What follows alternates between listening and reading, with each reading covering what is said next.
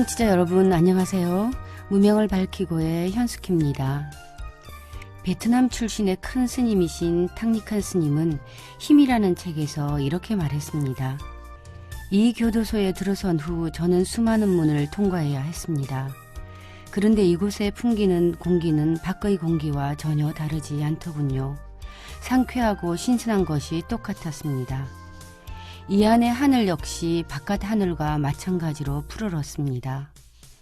그리고 감옥들에 나 있는 풀과 꽃도 바깥 세상과 마찬가지로 푸르고 싱그러웠습니다. 여러분, 이곳은 숨쉬기 명상, 걷기 명상을 수행할 수 있는 모든 조건을 갖추고 있습니다. 그런 수행법을 안다면 지금 이 순간이 진정 아름다운 순간이 될 수 있습니다.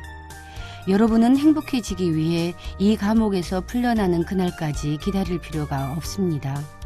여러분은 지금 당장 행복해질 수 있으니까요. 네, 우리를 가두는 것은 감옥의 쇠창살이 아니라 과거나 미래로 달아나려는 습관이라는 가르침이 담긴 말씀이었습니다. 탕리칸 스님은 습관으로부터 자유로워지려면 지금 이 순간을 즐기는 법을 배워야 한다고 했습니다. 그러니 풍요로운 축제가 벌어지는 곳은 지금 이 순간이라는 사실, 청취자 여러분 잊지 마십시오. 네, 무명을 밝히고 오늘 순서 시작하겠습니다.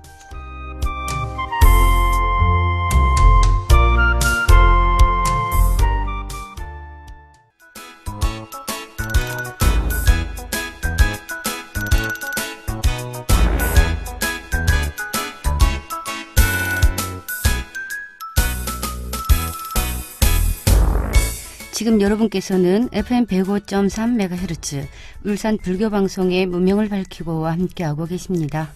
불자님들은 대부분 절에 가면 스님들이 차를 다려줍니다.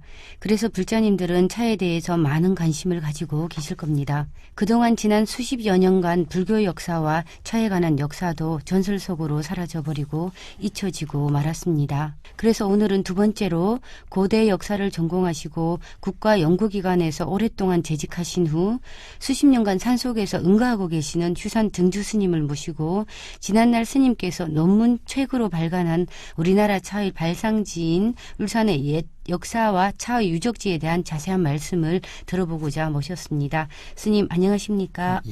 예, 반갑습니다.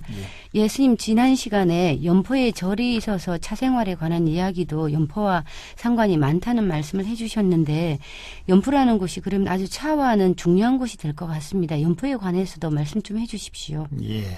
다른 연포에 관한 이야기가 하도 많아서 이제 다른 거는 빼고 차하고에 관계된 이야기만 하겠습니다. 그 연포 영성 안에 보면은 조선 성종실록이죠. 네. 연포 영성 안에 보면은 이제 애관이 있고, 네. 그 애관에 한거예인이죠. 일본 사람이 사는 집이 한 34호에 128명이 거주하고 있었으면 이제 불이라면 절이 있었다는 이제 기록이고요. 네네. 성종 기록에 그래 나와 있습니다. 그리고 또 이 연포라는 글자 때문에 우리 소금하고 관련지어서 오늘날 많은 사람들이 생각을 하고 있는데 그 소금하고는 관계가 전혀 없습니다. 연포라고 하면 소금 생각이 납니다. 네네. 그래서 이제 외국 시대와 우가야 시대, 신라 시대, 고려 시대까지는 염해라고 그래요. 염해. 네. 그 염자가 이제 구갑 연자죠. 나아갈 연자도 되고 구갑이라는 것은 거북 덩어리처럼 생겼다. 네.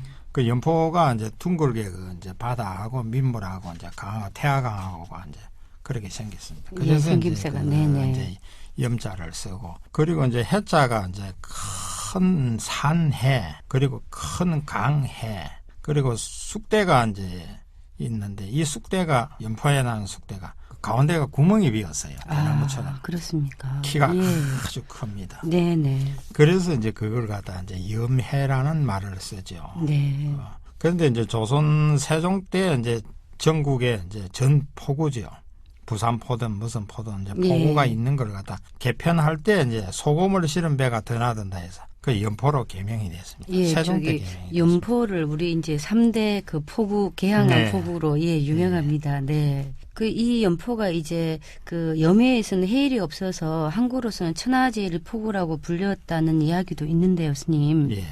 예. 그러면은 그 차와의 관계가 그 아까 말씀하신 불이람이라는 절 주변에 차나무가 있었던 건가요? 차나무도 있었고 지금은 이제 동축사 일대 뒤로 이제 차나무가 옛날은 이제 그 우가야 시대부터 있었어요. 그 차나무가.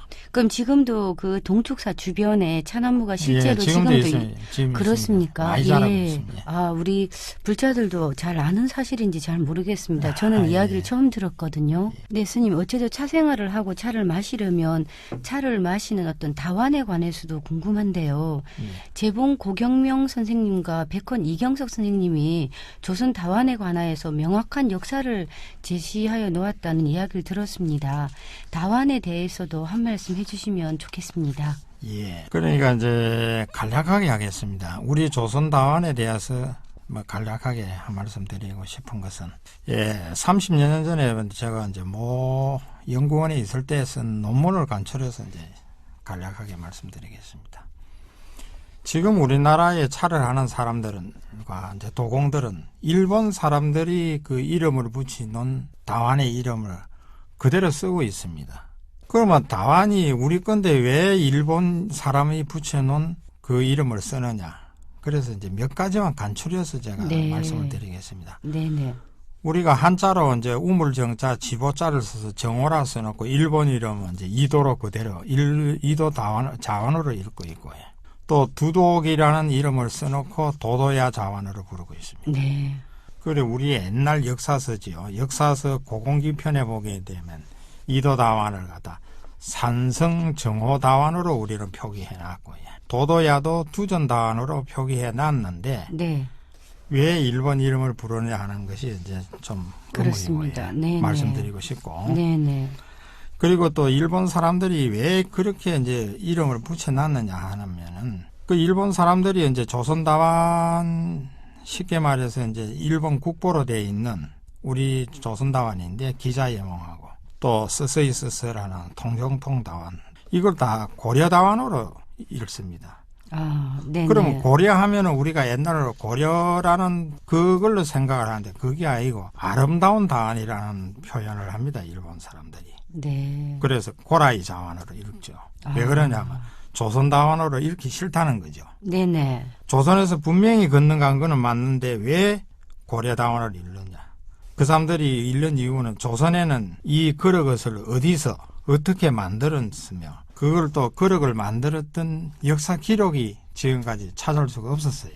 그래서 이제 그 사람들이 고려 다완어를 읽는데 그 제가 이제 한 30년 전에 이제 논문에다 발표했는데 고경명 선생 재봉 고경명 선생 문집에 보면은 그 나옵니다. 산성 정호 다완이 하도 유명해서 이 유명한 다완이 후대에 그 이름이 더러워질까 싶어서 자기가 이제 기록을 한다 이렇게 됐고 또 백헌은 이제 이경석 선생도 일본에서 가장 좋아하는 이제 주요 문화재로 돼 있는 이제 아키노야마 이제 이라보 자완을 갖다 이제 우리의 이제 세구 다완이죠. 세구인데 하도 아름다워서 금강산처럼 생겼다 해서 이제 그 하학 다완으로 표기를 당시 문집에 해놨습니다. 네. 지금 저희 뭐 평소에 차에 관해서 관심이 많아도 말입니다, 스님. 한자를 몰라서나 또 역사적인 어떤 기록들이 어디에 있는지 몰라서 공부를 좀 많이 하지 못해서 이런 어떤 귀한 내용들을 참 많이 모르고 있는 것 같고 아까 스님 말씀대로 일본 사람들이 명명하여 부르는 대로 저희가 따라 부를 필요가 절대 없는데 지금 그것이 그대로 진행되고 있는 안타까운 것도 스님의 그 안타까운 마음도 제가 느껴지는 것 같습니다. 굉장한 어떤 현실적인 인식이 필요할 것 같고 바르게 또 바른 올바른 공부가 필요하지 않나 싶습니다. 네, 스님. 그리고 그러면은 일본에 있는 다완들이 우리 조선국의 어느 지역에서 만들어졌는지 또한 그에 관한 역사가 없다는 말씀이시지요? 예, 일본에서는 이제 그동안에 우리나라 이제 차를 하는 사람들이나 이런 사람들이 이제 그 조선에 대한 거나 이제 역사서나 이제 문집 같은 걸 전혀 보지를 않고 그대로 넘어갔기 때문에 막 그런 이제 일이 일어났나 싶습니다. 근데 예. 고경명 선생 집이나 뭐 우리 조선족 그러니까 이제 강각 문인이죠. 네. 선비가 몇 명이냐면 2,600명입니다. 2,600명 그 문집 속을 보면은 차를 아주 많이 했어요. 차도 많이 하고 다완도 많이 했고요. 네. 그리고 그 지역이 이제 애매하게 이제 일본 사람들이 이제 그 정오라는 이름 때문에 이제 뭐 우물가에서 만들었다 해갖고 뭐 우리나라 세미골이 어디냐 이래서 찾아쌓기도 하는데 그렇지 않고 그 일본 그 정오 백년사라는 책에 보게 되면 가장 유력한 게 이제 진해 웅촌에서부터 부산, 울산 이 지역을 따집니다. 여기서 네. 다완이 거의 다 만들어졌는데 재봉 선생 기록이나 백근 선생 기록은 동네 산성하고 울산 여기를 따집니다. 네, 어떤 그 무역면에서 봤을 때도 연포나 이렇게 부산포 이 일본과 가까운 지역에 있는 그 포구를 통해서도 그 우리 조선의 다완이나 그릇들이 많이 일본 쪽으로 넘어가고 그러지 않았나 싶은 생각이 드는데요. 예. 네, 30여 년이 지난 이 시점에 있어서도 일본 이름 그대로 부르고 있으니 조금 답답하고 한심한 마음이 생기기도 합니다. 스님의 제자분께서 이번에 조선 왕궁과 사림의 다도란 책을 저술하였다는 소식을 들었습니다. 책의 내용이 어떠한 것인지 말씀 좀 부탁드릴게요. 예. 대단히 뭐 귀중한 책이라고 제가 말씀드리고 싶고요. 네, 그리고 이제 중국, 일본을 보더라도 중국이 이제 나라가 이제 26번이 이제 바뀝니다. 뭐 당나라, 수나라, 뭐 송나라, 뭐 명나라 이렇게 바뀌는데 송나라 때 이제 희종 황제가 직접 차를 다리고 다도를 했고요. 네, 딱 한 번뿐입니다. 네, 일본이 그 긴 세월 동안에 뭐 예를 들어서 천황이나 쇼군 같은 이제 최고 사람들이 리더가 직접 예. 차를 한 사람이 한 사람도 없습니다. 네, 그런데 우리 조선 500년 사이에서 6분의 왕들이 직접 차를 합니다. 아, 다도 다리고. 생활을 직접 하셨네요. 예, 그리고 네. 이제 숙종대왕께서 쓰시던 차상과 이제 부인이었던 인현왕후가 쓰던 이제 다반이 지금도 현존하고 있습니다. 네, 그대로. 네, 네, 그리고 이제 문조 황제 같은 분은 중국, 일본, 조선 다도 사이에서 가장 뛰어난 차의 대가라고 말하고 싶고요. 네, 다도로서 아마 입신을 했다고 봅니다. 그리고 이제 사림에 있어서도 이제 재봉 고경명 선생 도자사를 밝혀놨고 백근 선생도 그렇고 그리고 이제 두타 이학원 선생 같은 분은 고려의 이제 대학자인 익제 이재현 선생의 그 적손인데요. 숙종 때 이제 태어나시고 경종 때 이제 돌아가셨는데 네, 그 당신 유고집에는 이제 간단하게 설명하겠습니다. 네, 단가 하나에 다도구 올려놓고 동으로 만든 하로 하나에 다당 차솥 하나 올려놓고 차상 하나 놓고 한가할 때 차다리는 작법을 기록하고 있다고 이렇게 이제 해놨습니다. 그리고 이제 다실문으로 들어가면 정면에 이제 벽상이 있고 벽상이 뭐냐 하면 족자 같은 그는 걸 이야기하거든요. 네, 네, 그리고 이제 다완을 올려놓고 중약을 하겠습니다. 너무 많아가고 네, 네. 병포로 다당에 끓는 물을 한 병포 넣는다. 이에 차선으로 포법하여 격불한다라고 기록을 했거든요. 네. 그러면 이 다도 작법이 분명히 이제 이렇게 기록을 해놨는데 우리가 이제 초이선사보다는 100년이 앞선 분이거든요. 그럼 초이선사가 동다동 다신전을 갖다 지었는데 거기는 다도 작법이 없어요.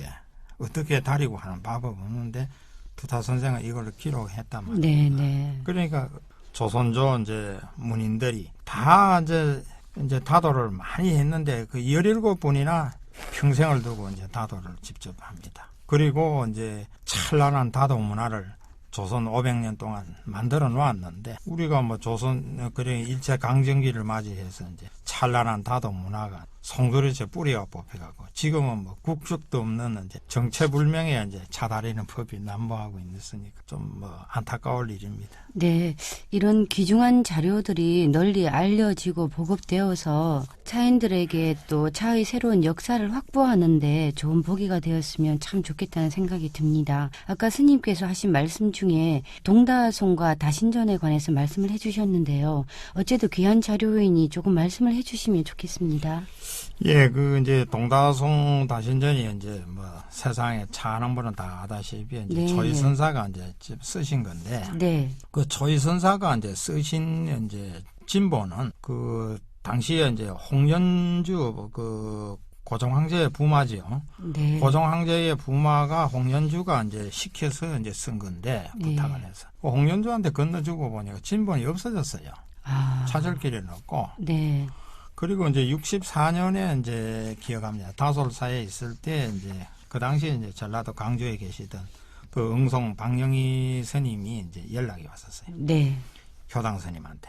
당신이 병원에 있는데 병원비가 없어서 이제 초이선자 영정하고 동다송 다신전을 자기가 가졌으니까 아유. 그거를 이제 처분해야 네네. 되겠다. 그래서 이제 효당 스님께서 돈이 없으시니까 이제 박종환 선생, 아인 선생을 불러갖고 이제 원혼을 하고 그 아인 선생이 이제 논을 5도랑 이제 5마지기를 팔아가지고 예. 그 이제 다신전 동다송 영정하고를 이제 사오게 됩니다. 네. 그래서 사왔는데 이제 효당 스님이 이제 저를 보고 이제 스님이 공부도 할 겸 이걸 이제 번역을 해라. 예. 그래서 제가 이제 번역을 했는데 대단히 이제 그 고민을 할 수밖에 없었던 것은 이게 이제 진본도 아니고 응송 스님이 그 필사본인데 낙자가 너무 많아요. 글자가 없어요. 예. 그래서 이제 제가 이제 그 어구에 맞는 문장에 맞는 글자를 다시 맞춰가면서 그래 이제 번역을 하게 돼서 아. 세상에 내놓게 됐습니다. 아, 네, 그렇군요. 말씀 잘 들었습니다. 그것이 어떤 자료이든지 지나간 역사를 기록해 놓은 자료가 소실되거나 보존이 온전치 못하다면 안타까움과 상실감이 너무 큰 것 같습니다. 차여가는 자료도 마찬가지인데요. 남아있는 자료들의 발굴과 보존, 그리고 현 시대에 맞는 기록들의 연구가 절실한 것 같습니다. 스님 귀한 말씀, 오늘도 여기까지만 들어야 할 것 같습니다. 말씀 고맙습니다. 예.